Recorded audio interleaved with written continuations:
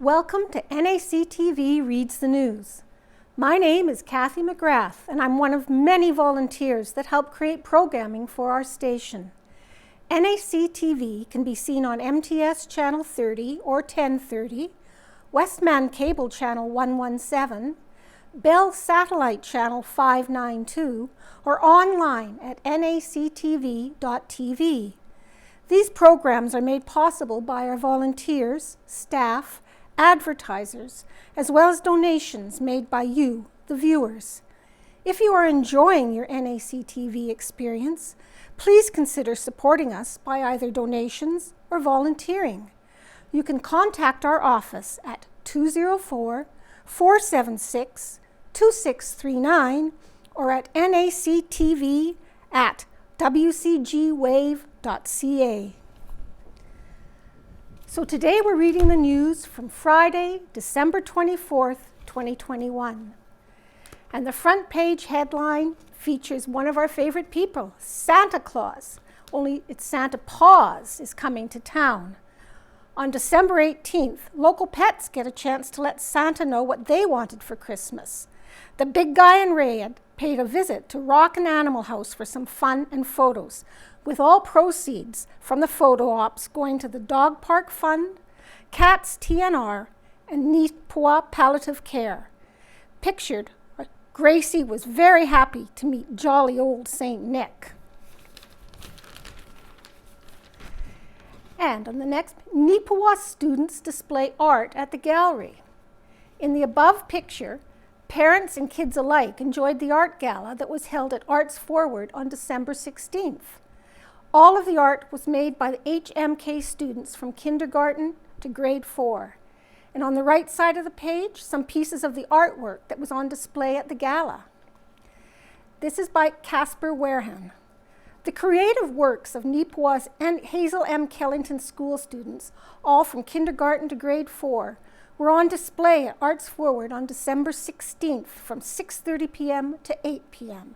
A gala event was held at the gallery, to which the parents of the students were all invited to come and view the art and enjoy some cookies. The exhibit was on display for the month of December. I wanted the kids to get a feel for what it's like to have their work displayed in the gallery, because this is where all of your famous artists start out, said Yvonne Sisley, administrator for Arts Forward. Doing things like this in elementary school, it's so cool. All the different artwork, and it's so special to be able to get a look at the artwork of all these kids. A couple of kids braved the interview spotlight to share a little bit about their crafts with NACTV. Both kids, Riley and Kylie, made their own version of Vincent van Gogh's Starry Night. We used a lot of lines because that's how Van Gogh painted, said Riley. You can see them in the hills, the tree, and creating the wind going all around the stars and the moon. It felt really good to finish them, said Kylie. Also among the Starry Night drawings were depictions of snowmen, bears, and more. The province announced tougher COVID-19 rules. The province of Manitoba has announced together tougher public health restrictions just a week before Christmas. Effective Tuesday, December 21st at 12:01 a.m., private indoor gatherings are reduced to the household plus 10 guests if everyone is vaccinated. For anyone who is unvaccinated, the limit is the household plus 5 guests. Children under 12 and under are excluded from vaccine requirements. As well as that alteration, other changes included in the announcement are as follows. Gyms, movie theaters, museums, libraries are reduced to 50% capacity with proof of vaccination required everywhere except libraries. Indoor and outdoor sporting and recreation capacity is reduced to 50% for spectators. While games and practices can continue, no tournaments will be permitted. Large group gatherings will be limited to 50% capacity with proof of immunization. Restaurants and licensed premises are limited to 50% capacity and seated service only, with a maximum of 10 people per table and proof of immunization required. Faith-based gatherings are limited to 50% capacity with proof of vaccination, or 25% capacity, or a total of 25 people, whichever is lower, when proof of vaccination is not required. Dr. Brent Roussin, Chief Provincial Public Health Officer, and Health Minister Audrey Gordon made the announcement late Friday afternoon. The new health orders will last for 3 weeks and are currently scheduled to expire on January 11th, 2022. Moments in Riding Mountain National Park, 2021 in review. This was submitted by Ken Kingdon. As the year 2021 recedes into the past, I'm reflecting on the general nature of, nature over the past year. This year, my nature observations are split between Prince Albert National Park and Onanol. The overreaching theme is the drought or near-drought conditions that prevailed in both locations. While a few spots seemed to attract enough rain to secure a harvest, I observed some pretty short wheat crops, patchy canola, and fields of oats getting cut for green feed while driving to and from Saskatchewan over the summer. On top of hard-hit pastures and poor crops, I suspect that the drought had some knock-on effects. For example, it appeared to be a banner year for wasps and hornets. I know that Riding Mountain National Park, an area, had a lot of wasps, but Prince Albert National Park had the most yellow jacket nests I have ever seen. There were nests in every type of terrain, and sometimes there were nests within 5 or 6 meters of each other, something unheard of in a normal year, as they generally don't get along with their neighbors. The best time to observe these nests is during the fall, when the leaves have fallen and the nests are beginning to break apart and fall out of the trees. In Prince Albert National Park, the paper from the nests could literally be spotted everywhere this autumn. Luckily, the occupants of these nests must have been generally content, as there were relatively few reports of visitors getting stung, and I know that I escaped without a single incident. Wild fruit crops in Prince Albert were poor again due to drought and some late frosts, although there were enough blueberries to fill bears' stomachs. What was truly amazing, however, despite the dry conditions, was the production of nuts on the beaked hazel here in Riding Mountain National Park. I literally have never seen a crop like this past summer. Oh, to be a squirrel at this time of riches. The great hazelnut crop will have to make up for the poor spruce cone crop. Spruce trees produce cones sporadically, with years of plenty and lean years, and this year the cones were pretty hit and miss. Where there is a good crop, the crossbills are hitting them hard.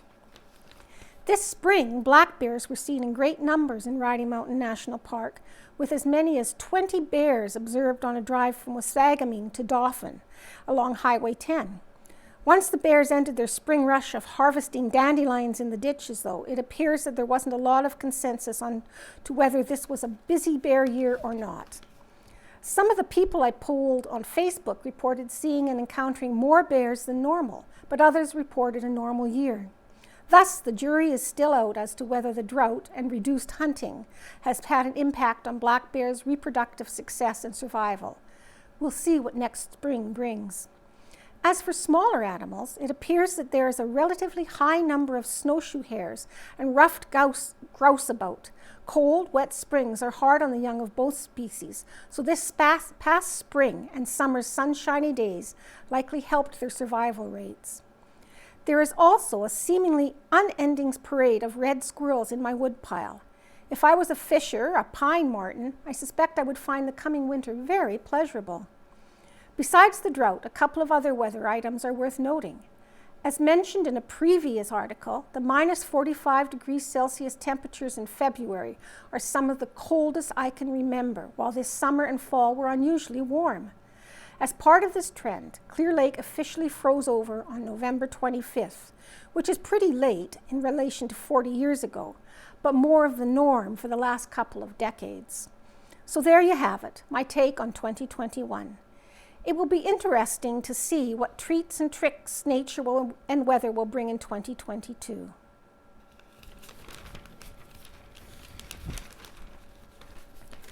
And continuing, the Spruce Plains RCMP report.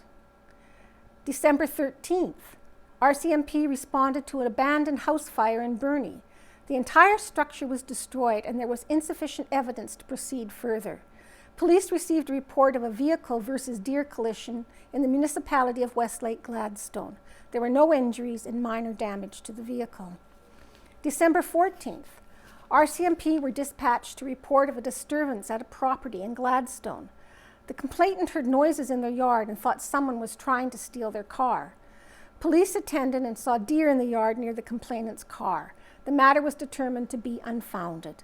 Police responded to a commercial alarm in Neepawa, which was determined to be false. December 15th, RCMP responded to a report of assault in Kelwood. Police attended and spoke with both involved parties, who had calmed down. No charges were laid after it was determined no assault took place. Police received a report of hit and run to a vehicle in Plumas. There was insufficient evidence to proceed further. December 16th, RCMP were dispatched to an abandoned 911 call in Neepawa. After investigation, it was determined it had been a pocket dial and no police assistance was required. Police responded to a disturbance in Neepawa, where an argument was taking place. Upon police arrival, everyone had calmed down and there was no further reported issues. December 17th, RCMP received a report of a stolen snowmobile in the RM of Rosedale. There was insufficient evidence to proceed further. Police responded to a report of a person laying unconscious on the road near Basswood. Police arrived and EMS reported that the individual was conscious and alert and was then taken to the hospital to treat weather-related injuries and to sober up. December 18th, RCMP responded to a commercial alarm in Neepawa. Police attended and discovered the staff members inside the building had accidentally set off the alarm. Police received an anonymous call reporting an individual was in possession of drugs in Minnedosa. The caller was heavily intoxicated and did not provide any further information to police. Therefore, there was insufficient evidence to proceed further. December 19th, RCMP received a complaint of a person breaching a court order in Minnedosa. Police attended and determined there was no court order in place. The allegation was deemed unfounded. Police responded to a domestic assault in Neepawa. Both parties were arrested, charged, and released with conditions and a future court appearance. RCMP conducted 10 traffic enforcement actions during the reporting period. Public service announcement. If you have any information about these crimes or any other crimes, please contact your local RCMP office or Crime Stoppers at 1-800-222-8477. Due to the ongoing COVID-19 pandemic, the Neepawa and Minnedosa RCMP detachments advise they will be limiting front counter services at the detachments until further notice. We request that you contact each detachment at 204-476-7340 for Neepawa or 204-867-2916 for Minnedosa to inquire about criminal record checks or file a report. Leave a message if needed, and it will be checked the following business day.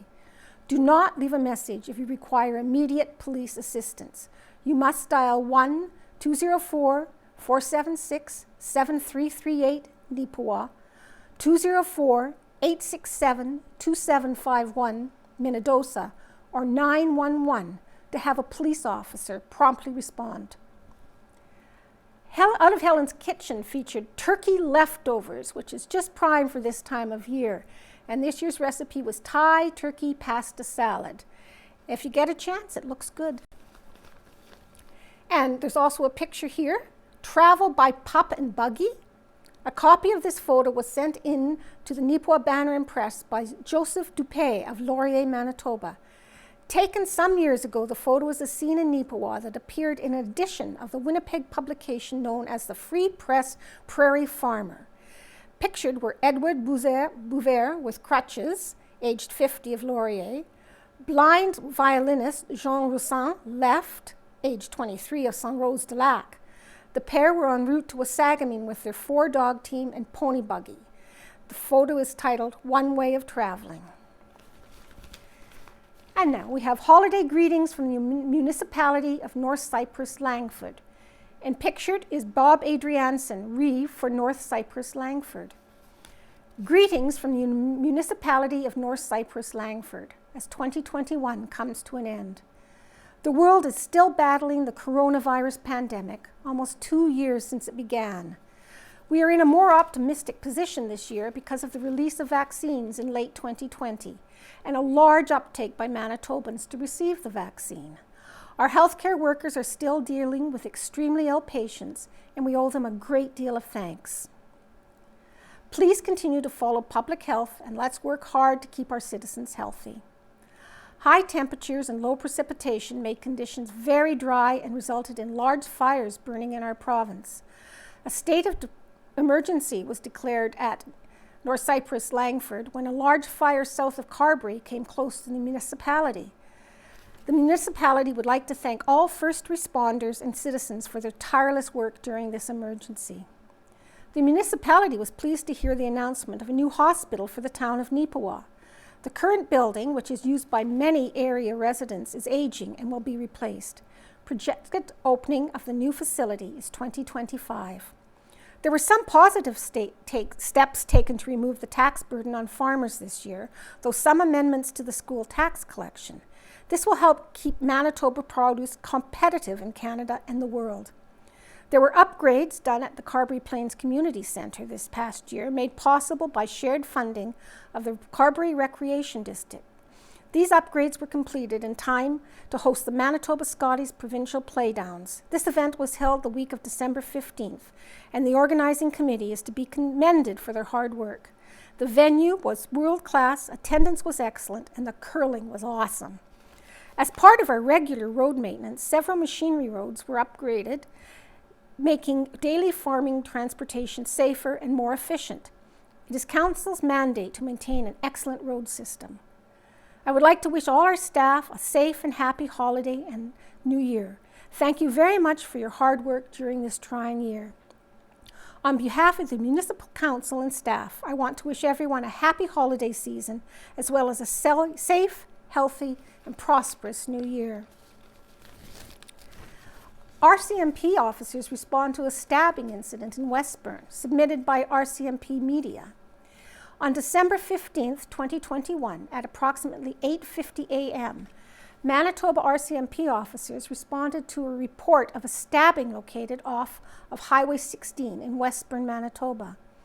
The preliminary investigation has determined that a male driver, along with a female passenger, picked up a male hitchhiker on Highway 16 in the RM of Westlake Gladstone. After being picked up, the hitchhiker reportedly attacked the driver without provocation. The driver, who had been stabbed, was able to pull over to the side of the road. The suspect then exited the vehicle and fled on foot. Numerous officers from Portage la Prairie, Amaranth, and Neepawa detachments, along with police dog services, immediately responded to the area. A short time later, a call was received about a suspicious male attempting to enter into vehicles at the junction of Highway 16 and Highway 50. Officers attended and located the male suspect, who was observed to be carrying an edged weapon. There was a confrontation between the suspect and the responding officers. An officer-involved shooting occurred, and the suspect was struck. Officers immediately provided first aid until local emergency medical services arrived. The suspect, however, succumbed to his injuries and was pronounced deceased on scene. The deceased has been identified as a 31-year-old male from Sandy Bay, Ojibwe First Nation. An edged weapon was recovered from the scene. The male victim was sent to hospital with non-life-threatening injuries. The Independent Investigation Unit of Manitoba has been notified and are taking carriage of the officer-involved shooting incident. Manitoba RCMP continue to investigate the stabbing incident.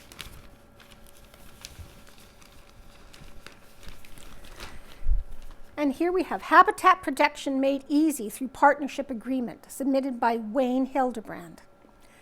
Benito area grain farmer John Sanborn recently donated 58.5 acres of pristine woodland habitat to the Manitoba Habitat Heritage Corporation through a conservation agreement. The agreement will protect the habitat forever. The Swan Lake Watershed District partnered with John and Manitoba Habitat Heritage to facilitate signing the conservation agreement. The mixed coniferous and deciduous forest is located south of Benito on the north slope of Duck Mountains. It provides a home to many birds and animals, including deer, moose, elk, bear, wolf, and occasional cougar.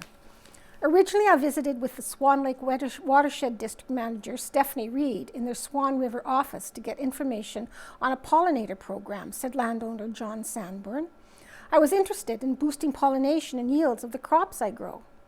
While I was there, Stephanie had told me about the Manitoba Habitat Heritage Conservation Agreements program to protect wildlife habitat. The Watershed District Board supports the Conservation Agreement program as it helps them achieve habitat objectives defined in their integrated watershed plan, said Swan Lake Watershed Interim Manager Edward Shaw. Partnering with Manitoba Habitat Heritage helps the board take positive steps towards environmental management and sustainability within the watershed.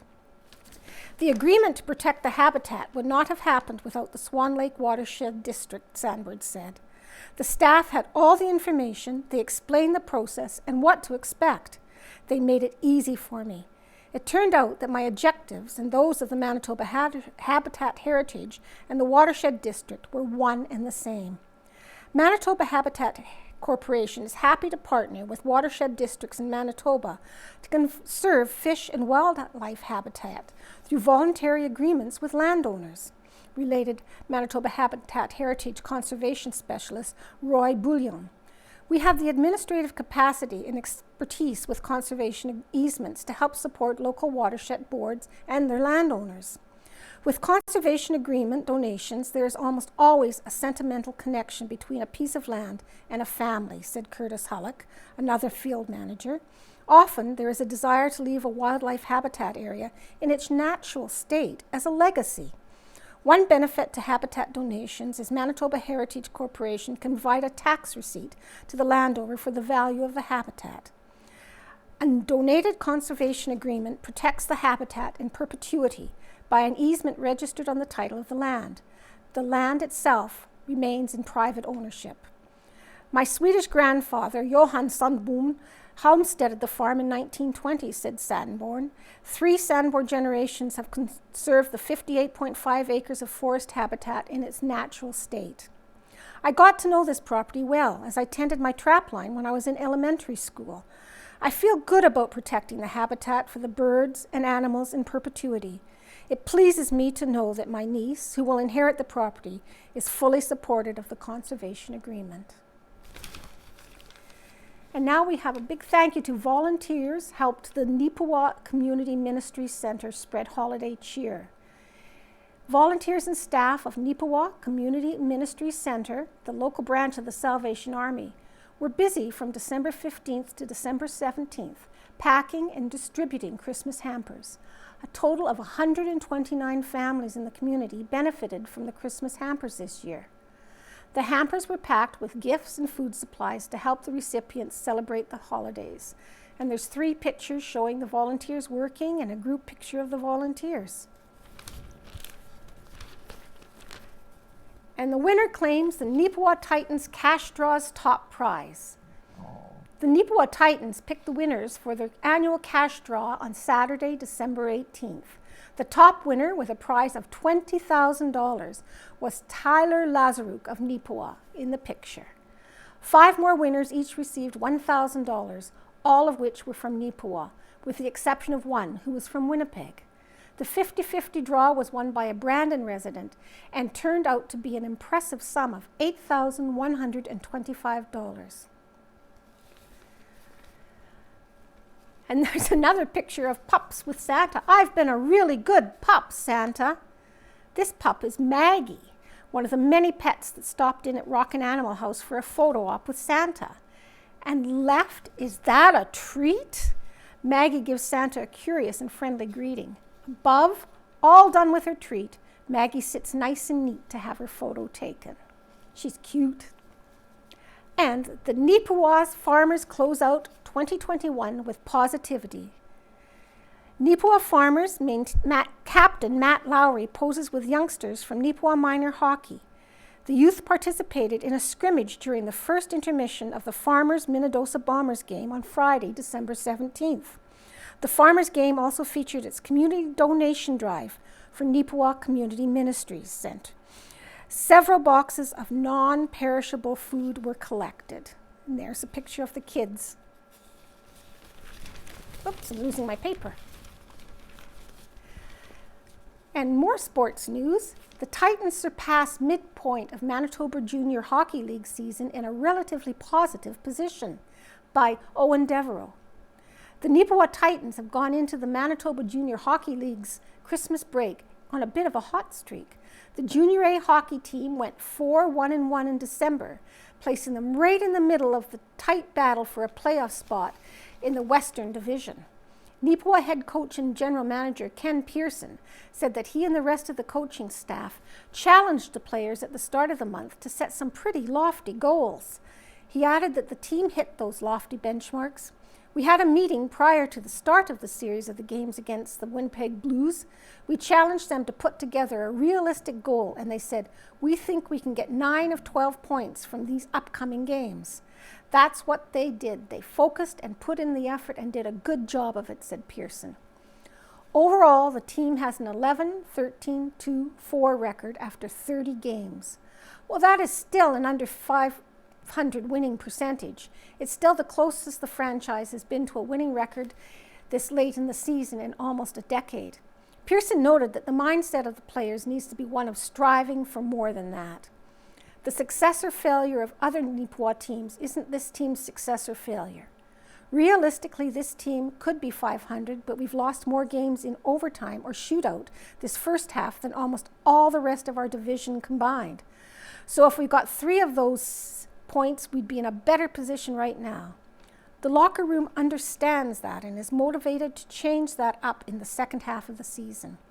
Pearson closed out by stating that the team does seem to be getting more and more confident with each game played. He stressed that in the new year, the players must come back to the rink ready to go, as every series of games against division opponents can be extremely significant. The Titans are currently scheduled to play the Selkirk Steelers on Tuesday, January 4th at the Yellowhead Center. And here's a picture of the players celebrating a scoring goal on Saturday against the Winnipeg Freeze. The Titans ended up winning this by a score of 5-2. And the Neepawa Farmers defeat Minnedosa Bombers 3-1, again by Owen Devereaux. The Neepawa Farmers wrapped up 2021 with some positive results. The Tiger Hills Hockey League Club was able to defeat the Minnedosa Bombers on Friday, December 17th at the Yellowhead Center by a score of 3-1. Ben Ranka, Dalen Creasy, and Brett Lewandowski scored for Neepawa, leading the Farmers to a 3-1 win. Kyle McDonald, meanwhile, had 3 assists on the night. Kelly Stinson scored the lone goal for Minnedosa. The win improved Neepawa's record to 7-0-2 on the season. Elsewhere around the league, the Gladstone Lakers beat the Carberry Plainsmen 6-5 in overtime. Both Sean Kubas, 3 goals, 1 assist, and Derek Walker, 2 goals, 2 assists, had 4-point night for the Lakers, while Tavis Quinn had a pair of goals for Carberry. And the picture shows Minnedosa Bombers team captain Wes Lewis and Neepawa Farmers goaltender Reese Jones. And here we have some jottings from the 2022 Scotties in Carberry by Gladwin Scott. To say that Carberry and area have embraced the 2022 Manitoba Scotties would be an understatement. Host Chair Rob Van Comer proudly stated that more than 220 volunteers have stepped up to make this event one of the most successful in the long history of a very strong curling community.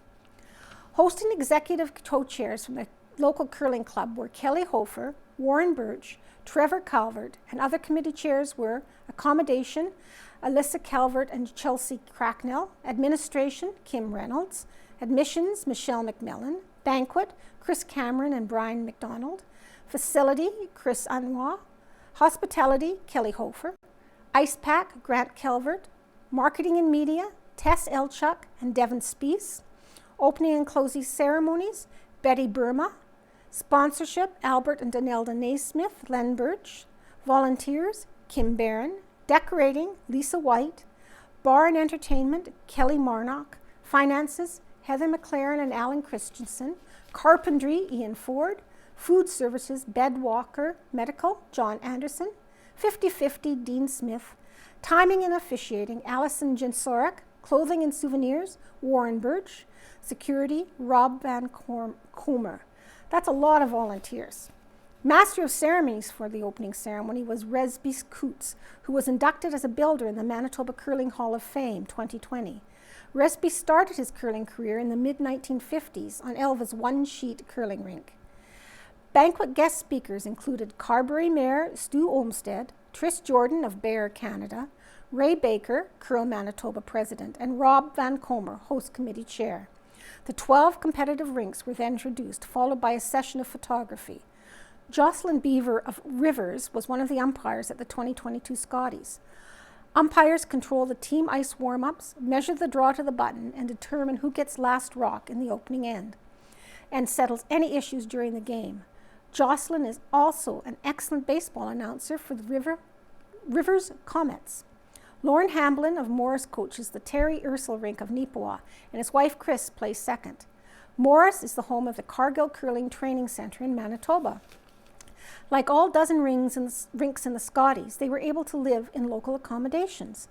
The Ursel team lived at Mark Hood's home. Hamblin stayed with an old curling friend in Neepawa, Weldon Newton. Carpenter extraordinaire Ian Scott constructed the Christmas tree Spruce Woods truck, which was painted by Lindsay Adrianson and became a favorite spot for team photographs. Head ice maker was Greg Owasco of Curl Manitoba. Throwing the first rock was veteran Ann Redden, with help from Susie Scott and Betty Burma, and the broom was held by Carol Ann McDonald, Betty Murray, and Esther Van Comer. The women's curling championships were played with brand new rocks, courtesy of Curl Manitoba. Craig Baker, Curl Manitoba Executive Director, and Warren Birch were two of the speakers at the opening ceremonies. Former Douglas resident Ron Westcott was back as coach of the Christy McDonald team from the Granite Curling Club that included his daughter, Renora Westcott, at lead. Former Carberry Mayor Wayne Blair stated that Reg Westcott was one of the best skips in the area. Ron said that his mother, Mimi, still enjoys life in Brandon at the age of 110 years. Westcott was a former Manitoba teacher. 4 of the Scotties rinks were from rural Manitoba: Altona, Miami, Carberry, and Neepawa, and 8 were Winnipeg squads, including 4 from Assiniboine Memorial Curling Club. Elisa Calvert's Carberry rink edged Darcy Robertson's 5-4 in their final game after 3 close losses to Christy McDonald 5-4, Mackenzie Zacharias 6-5, and Ursel 8-7 to finish the Scotties 1-3.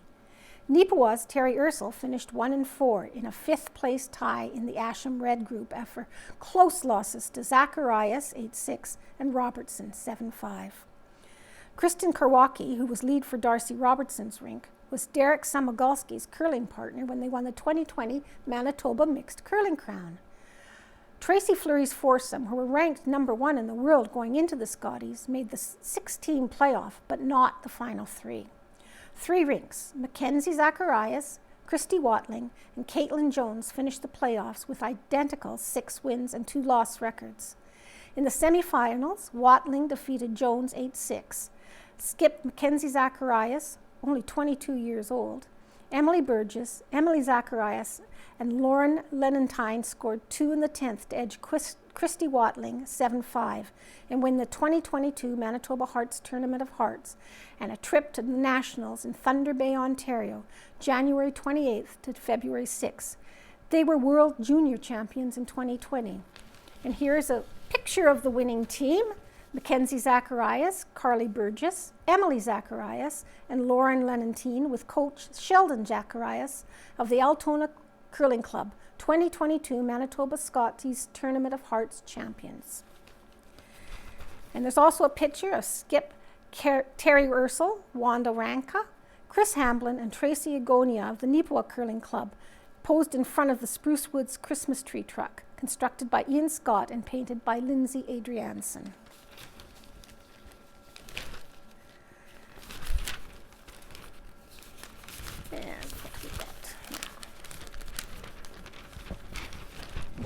And here we have our hometown winners claim their prizes. The 3 big winners of the Neepawa Press and Banner and Neepawa and District Chamber of Commerce Shop Hometown Contest came in last week to claim their prizes. The grand prize of 1,500 shop hometown bucks went to Chantel Farrow above. The second prize of 1,000 shop hometown bucks went to Carmen McPhee, top right. And the third prize of 500 shop hometown bucks went to Ronaldo Apita, right. Shop hometown bucks can be used at any of the businesses who advertised in the feature. There were over 80 other winners claiming prizes of chamber bucks or gift cards from one of the 38 businesses that participated in Shop Hometown this year.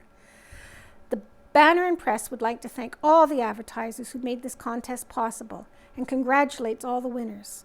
A full list of winners can be found in the December 18th edition of the paper.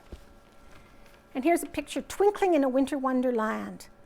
Neepawa and surrounding communities have been showing their holiday spirit lately, with an abundance of beautiful light displays to be found.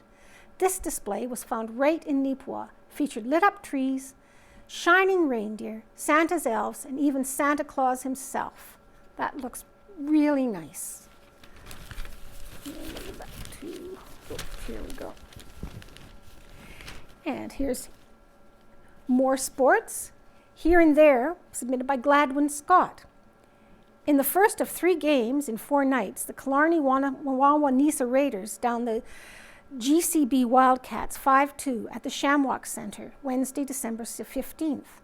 Kyle O'Connor led the hosts with 2 goals as the Raiders got 2 unanswered first-period markers and were ahead 3-1 after 40 minutes. Joss Archambault, Parker Mayo, and Ryder Heapy sniped singles. Kylan Aiken, assisted by Nathan Dick and Deegan Campbell, replied for GCB in the second. Trey Dixon scored in the final frame with help from Jared Wallner and Johnny Myers. The Raiders, 14-1-0, outshot the Wildcats, 11-2-0, 24-17. Goaltender Carson Mooney stopped all 28 shots directed his way as the Wildcats blanked the host, Hamiota Rivers Elton Strathclair Huskies, 3-1 in Hamiota Friday, December 17th. Trey Dixon fired his 22nd and 23rd goals for the GCB squad, and Kylan Aiken dented the twine once. Jared Waldner collected 3 helpers, and Captain Deegan Campbell added 1. After a scoreless opening session, the Wildcats tallied the lone goal of the second stanza. The Wildcats had 39 shots on goal. In Reston, the hosts were ahead 3-0 and 6-2 at the intermissions, en route to a 7-4 victory Saturday, December 18th. Spencer Chapman scored 3 times, and Drayton Shiner tallied a pair for the Reston Elkhorn Melita Pearson Renegades. Nairn Cooper and Lance Lutit each added a single. The Wildcats got goals from Peyton Elliott, Kylan Aiken, Jared Waldner, and Trey Dixon. Deegan Campbell collected 2 assists, and the GCB goaltending was shared by Zach Baker and Carson Mooney for the third-place Wildcats. Host Gladstone Lakers edged the Carberry Plainsmen 6-5 in overtime Saturday, December 18th. The Lakers led 2-1 and 4-2 at the intermissions, and the game was knotted 5-5 after regulation time. Derek Walker scored twice, including the winner after 70 seconds of overtime, and added a pair of assists. Sean Kubas recorded 4 points, including a hat trick. John Bellew completed the offense. Tavish Quinn hit the back of the net twice for the Plainsmen. Single markers were recorded by Tyson Cluett, Colin Van Comer, and Joss McMillan, who also added a helper. The Lakers outshot the visitors 42-35.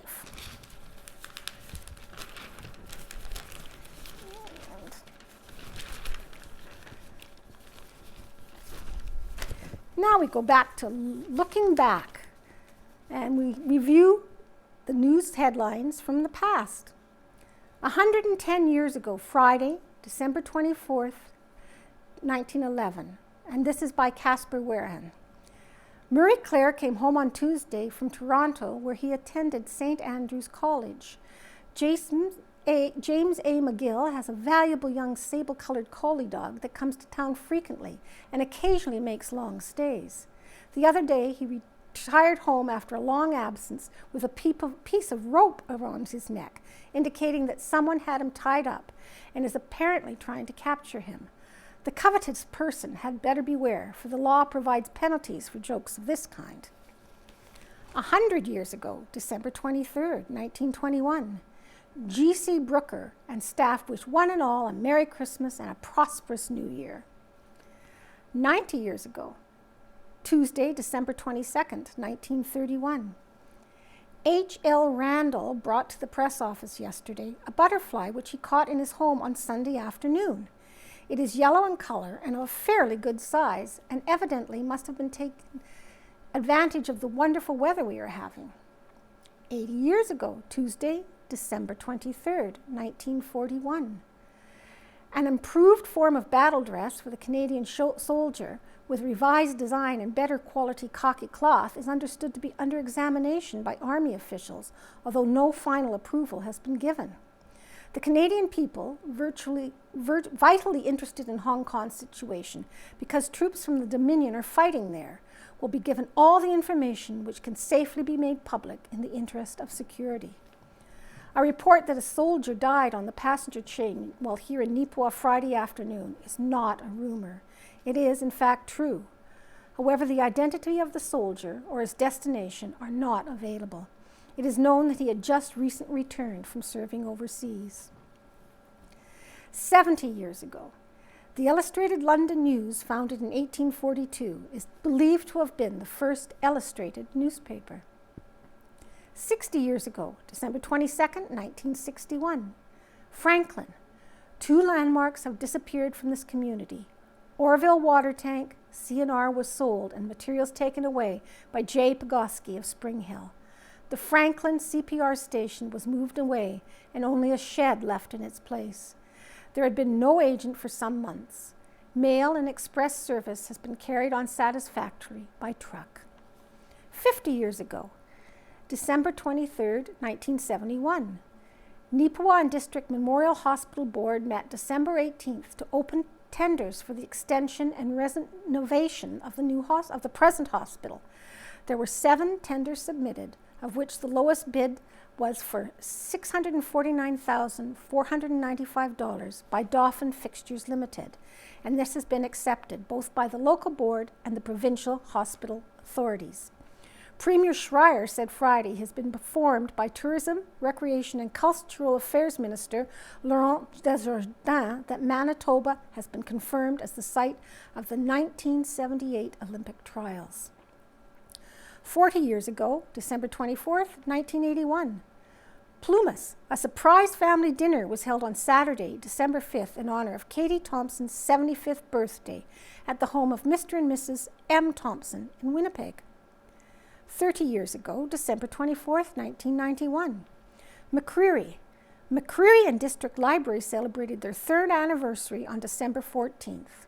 And 20 years ago, December 24th, 2001, the Neepawa Area Personal Care Home Fundraising Committee has raised over $32,000 for construction of a new care home. And where's that one?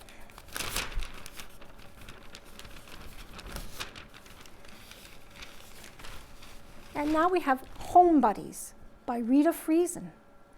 The Spirit of Christmas Past. As a child, our family celebrated the opening of the gifts on Christmas Eve. This was due in part to the way it had always been done, and to the fact that Christmas Day was shared with both sets of grandparents. By receiving our gifts on the evening before, we got to play with toys, if toys were the gift, or read the book, or start the puzzle. There was no rush to the process. However, the chores had to be completed, supper cleared, and baths accomplished. In retrospect, this was no mean feat.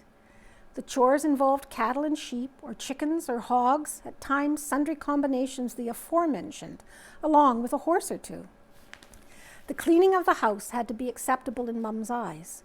That included wet dusting and damp cloth swiping baseboards, door frames, and windowsills, and washing, waxing, and polishing the tile floor in the kitchen dining room. Properly done, even the chairs were inverted on the tabletop and their bases scraped clean. As I mentioned, no mean feat. Bath time in the old house, and for a few years in the new house, involved pumping water, heating water, and discarding water. But Christmas was a high holiday. The gifts were basic, supplemented by the gift exchange at school. I recall the year I received a doll, a gift I did not wish for or appreciate. My younger sister did.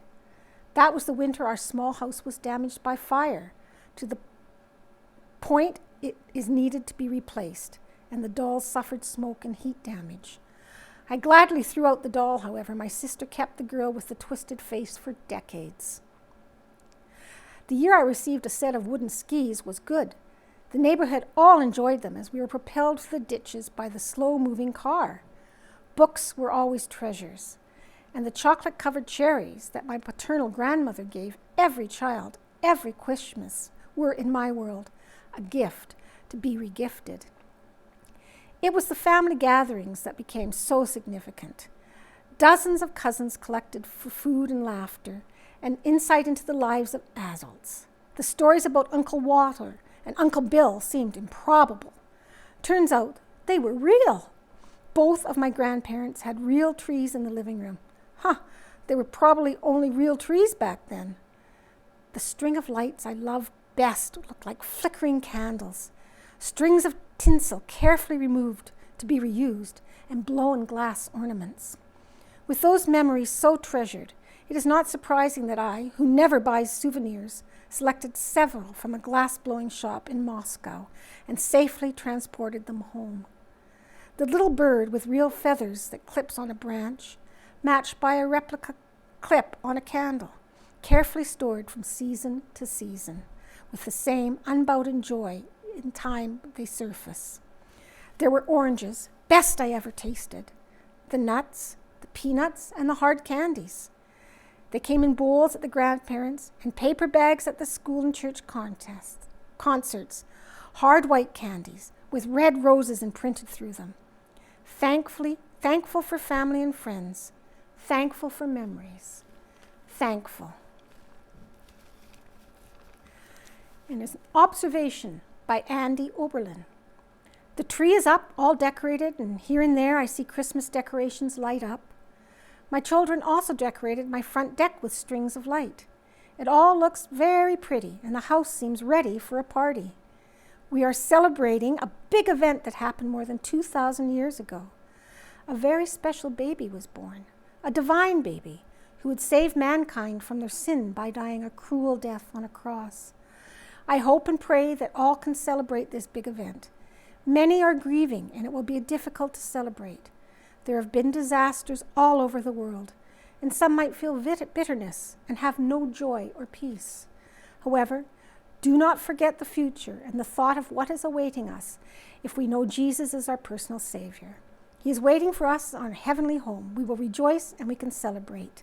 I hereby do wish all the readers a very blessed Christmas, and may the new year bring health and happiness.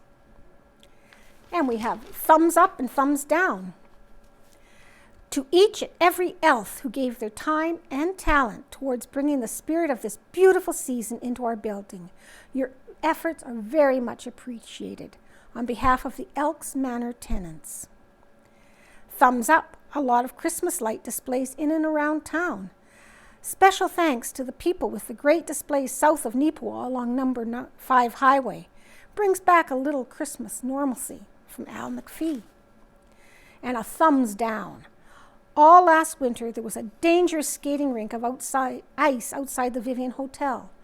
The worst area, located near the telephone and hotel signs near the corner diagonal to Calvary Chapel. It received little or no attention. I know because I fell there 3 times and hurt myself. Please salt, sand, and attend to this problem daily. It is your responsibility to ensure the safety of the walking public, including the elderly with increased risks for falls. From Barb Jardine.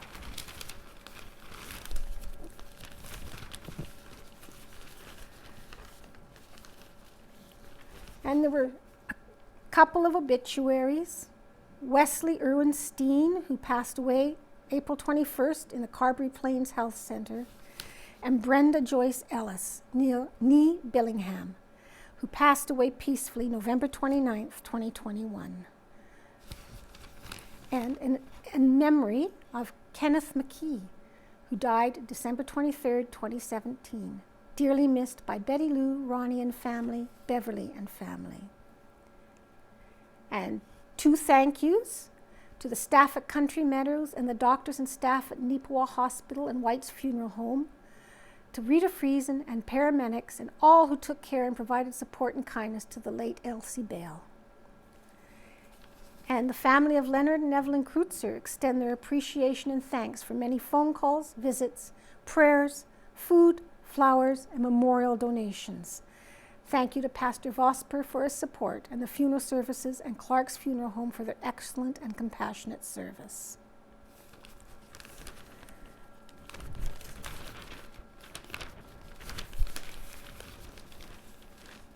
And it appears that that concludes the articles in the paper for Friday, December 24th, 2021. And here we are, wishing all of you a happy holiday season and all the best. Thanks for watching.